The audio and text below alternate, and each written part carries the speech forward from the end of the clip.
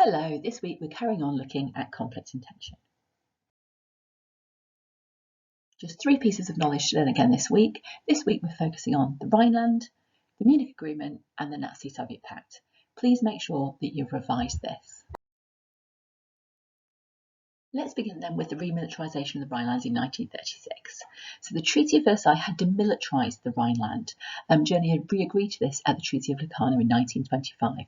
This meant that no troops or weapons were allowed ever. This was a permanent move. This wasn't something that was temporarily done by the treaties. And this gave France security because this is an area of land they felt vulnerable to attack from. They've been attacked through there in the past. So a little bit of background to why Hitler chose this moment, why 1936 was important.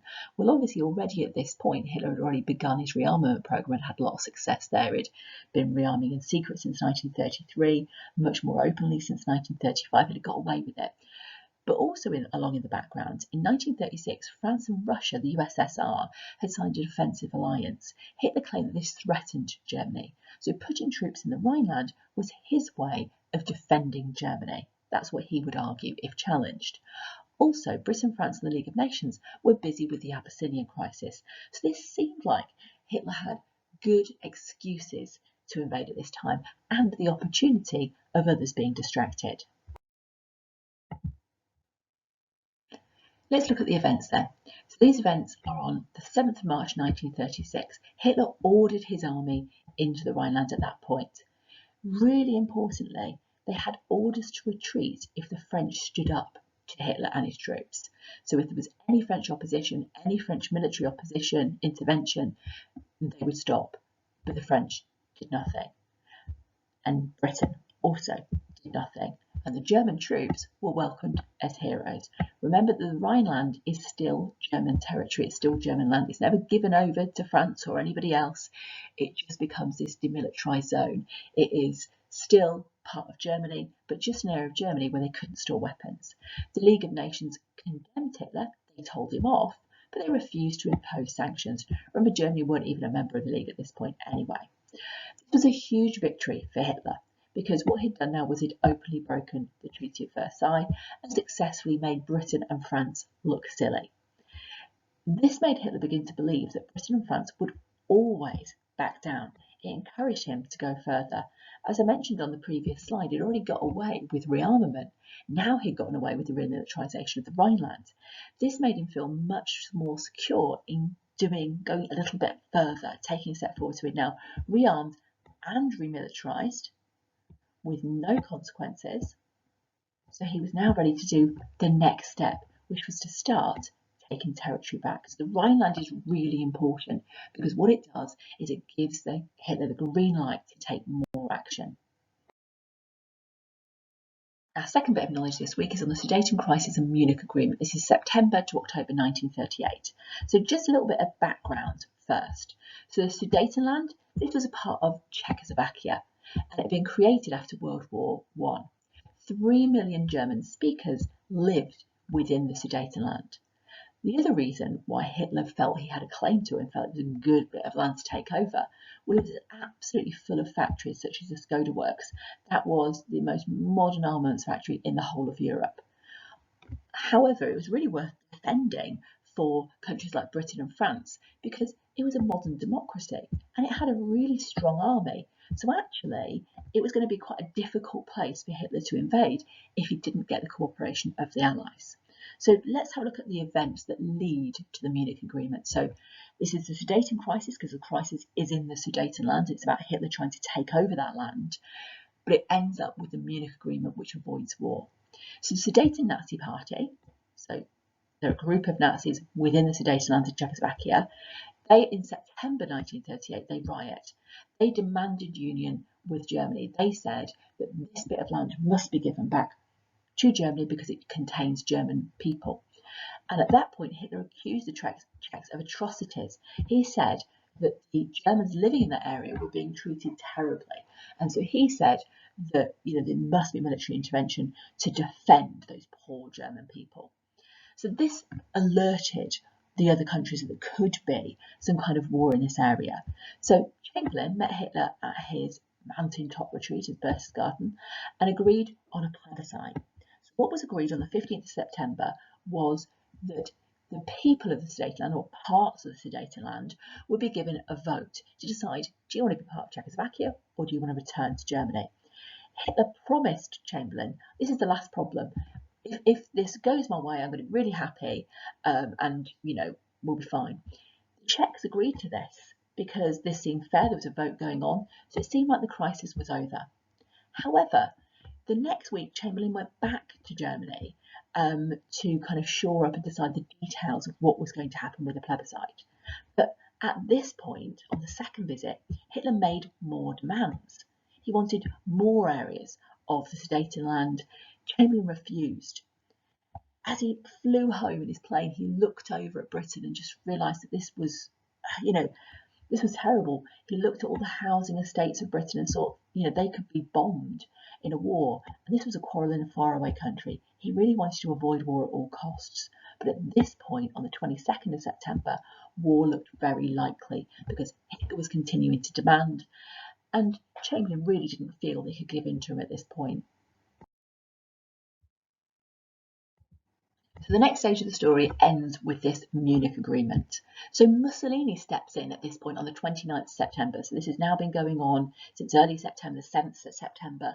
We've had 2 meetings with Hitler and Chamberlain. This time round, we get a 4-power conference at Munich. So Chamberlain returns to Germany again, but this time he's joined by Mussolini. He's also joined by Daladier, the French Prime Minister. So this seemed to be the last opportunity to grab peace. So at this point, those countries decided to give the Sudetenland to Germany. Now remember that Czechs had agreed to a plebiscite. At this point, they weren't even invited to the talks. They were told afterwards the Sudetenland was being handed over. This was known as the Munich Agreement because, of course, they meet at Munich.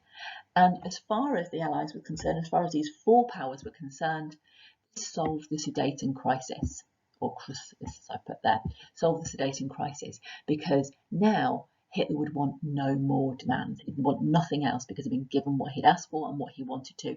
And remember, he told Chamberlain that this was the last thing he wanted.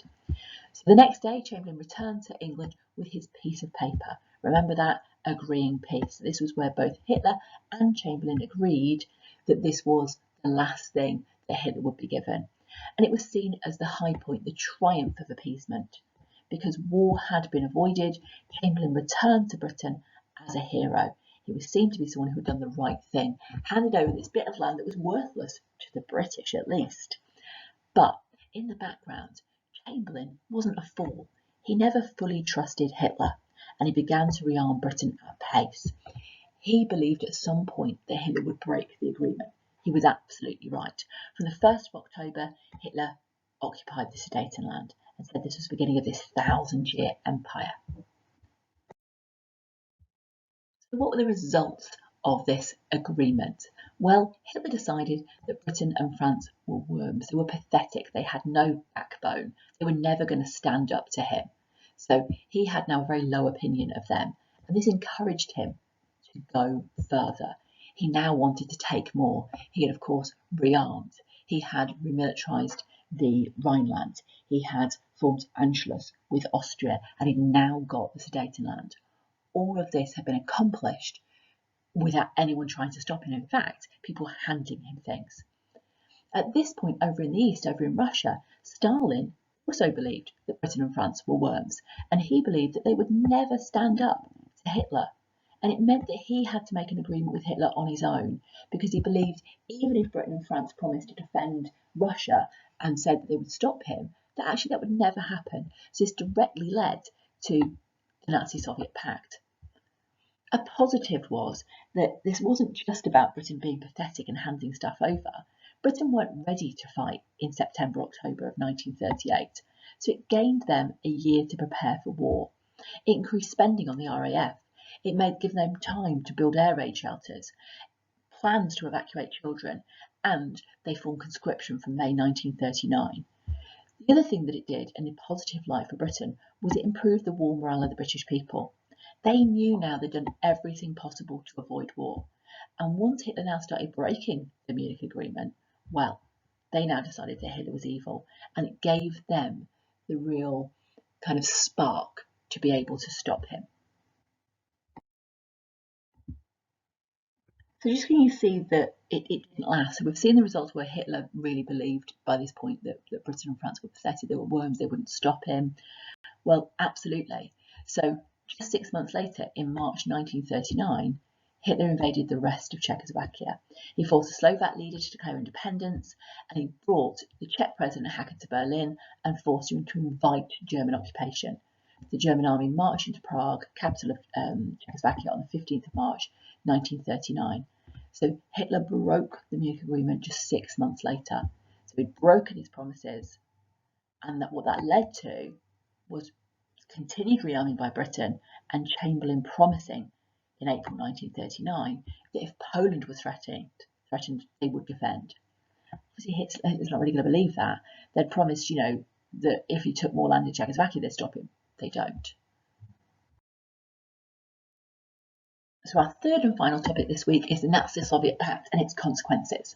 So the British and French government had now decided that appeasement was over following the invasion of Czechoslovakia. We've just seen that in March 1939. They made that clear promise to defend Poland. But Hitler didn't take this that seriously because of British and French inaction over previous aggressions. Because they'd done nothing before, well, he didn't really think they were going to stand up to him over Poland. They hadn't stood up to him about rearmament, remilitarisation of the Rhineland, Anschluss with Austria, and that allowed him, even after the Munich Agreement, to take over the rest of Czechoslovakia. However, Hitler was not willing to act in the spring of 1939. He really wanted to take over Poland, but he was worried about the reaction of Russia, the Soviet Union. He was really worried about what they would do. So he thought, well, possibly, maybe Britain and France might stand up to me if I attack Poland, and I'll be fighting Russia too. That was too big a gamble. He was willing to risk war with Britain and France because he never really thought it would happen, but he wasn't willing to face war with Russia as well. That was one of the key reasons why Germany had lost World War I, being split onto those two fronts of both the West and the East. So in the spring and summer of 1939, Chamberlain also realised that Russia was very important. Russia hadn't been included in anything before. They hadn't been invited to the talks in Munich, and people had just essentially ignored them. So Chamberlain opened negotiations for an alliance with Russia, but neither side actually trusted the other. The British sent a minor official in August 1939 who had no authority to make any decisions. This was a complete insult to the Russians, and no alliance was made. Stalin simply believed that the British would betray him and appease Hitler, so he was unwilling to make any deals with the British. So the background we've just looked at is the first part of the story. The second part of the story is, well, what happened then? So negotiations between the Nazis and the Soviets started in June of 1939. The Russians, secretly asked the Nazis for an alliance. And so over the next couple of months, more and more talks were held between the two nations. On the 19th of August 1939, a trade treaty was signed. This was the first surprising thing that happened. But even more importantly, on the 23rd of August, an agreement was signed that shocked Europe. Germany and the Soviet Union signed a non-aggression pact.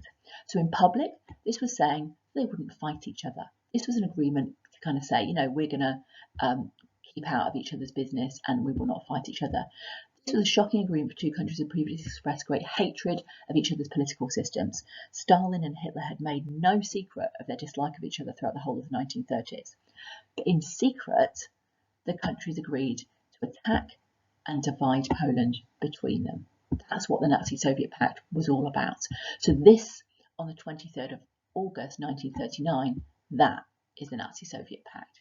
This agreement in public not to fight each other, this non-aggression pact, but in secret where they were actually going to divide Poland between them. So the final part of the story is how this then led to war. So we've seen the background of it. We've seen kind of what happened with Czechoslovakia and the British view and the Russian view and why Hitler really needed to take over this area, needed to make the deal with Russia. We've seen what actually happened. Here's the results of it. Hitler now at last, in the summer of 1939, felt confident enough to invade Poland. His He didn't think anyone would stop him. He knew about the promise made by Britain to Poland, but he didn't believe that Britain would take action because of their lack of action before. So just 9 days after the signing of the Nazi-Soviet Pact on the 23rd of August, on the 1st of September, Hitler launched Blitzkrieg on Poland. This was a joint attack by land and air. Britain sent a note to Hitler demanding the withdrawal of German forces. Hitler was not convinced of that. He thought that Chamberlain would come over and make another deal. So he felt the British were bluffing and that the note saying, we'll go to war with you was a hoax. It wasn't really going to happen. It was just Chamberlain trying to stop Hitler. But it wasn't a bluff. On the 3rd of September 1939, Chamberlain declared war on Germany. And this was then followed by a French declaration of war. So the Nazi-Soviet pact, the main consequence was Hitler feeling enabled to attack Poland, and that forcing the hand of Britain and France and beginning World War II. So your job over the next few days, just make sure you revise this content, please.